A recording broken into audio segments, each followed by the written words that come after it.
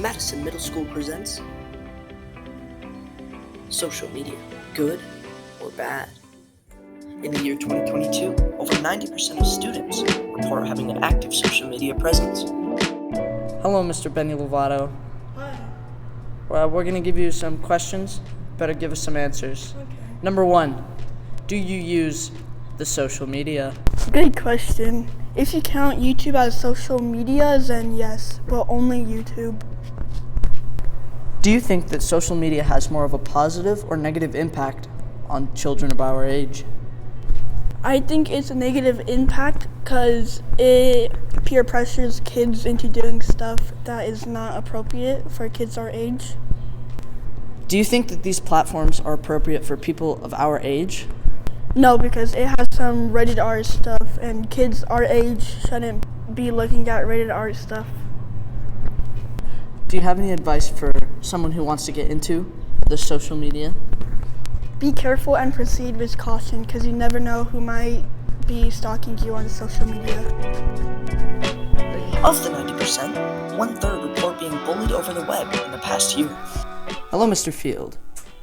Today we're here for an interview, and I have a few questions for you. Number 1, have you ever encountered cyberbullying on the web? Personally, no. I don't spend a lot of time on forums that would maybe allow that. I don't do social media, and I don't I try to stay off the web as much as possible because I've seen firsthand kind of what the impact that can have on people. Has any of your students ever come to you with cyberbullying instances? I have had tons of students come to me with cyberbullying instances. I would venture to guess that cyberbullying or just interactions online probably account or contribute to 90 to 95% of the things that we deal with here from a disciplinary and maybe conflict standpoint. If you were to encounter a person, what would you say to a person being the cyberbully? Well, that's a tough one. Obviously, the first thing I would say is to block whoever it is that is giving them a hard time.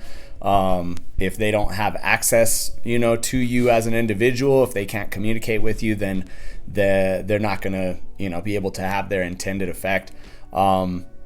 I always try and figure out who it is, that is cyberbullying, who's the offender, so to speak.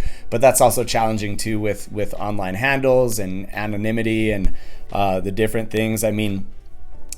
It's tough because people say a lot of things online that they wouldn't necessarily say in person, right? We call those like keyboard warriors or trolls, where, they say stuff because they're hiding behind a screen. And I would say, my recommendation to my own children and to people I talk to is to avoid, social media as much as possible, just because of the presence of people who are going to say things that are unkind and hurtful. More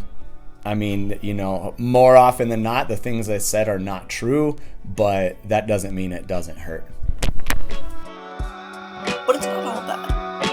Social media platforms have been used to communicate long distance, share lives and stories, and marketing for businesses. And hopefully, this video was able to inspire you to try social media out for yourself. Thanks for watching.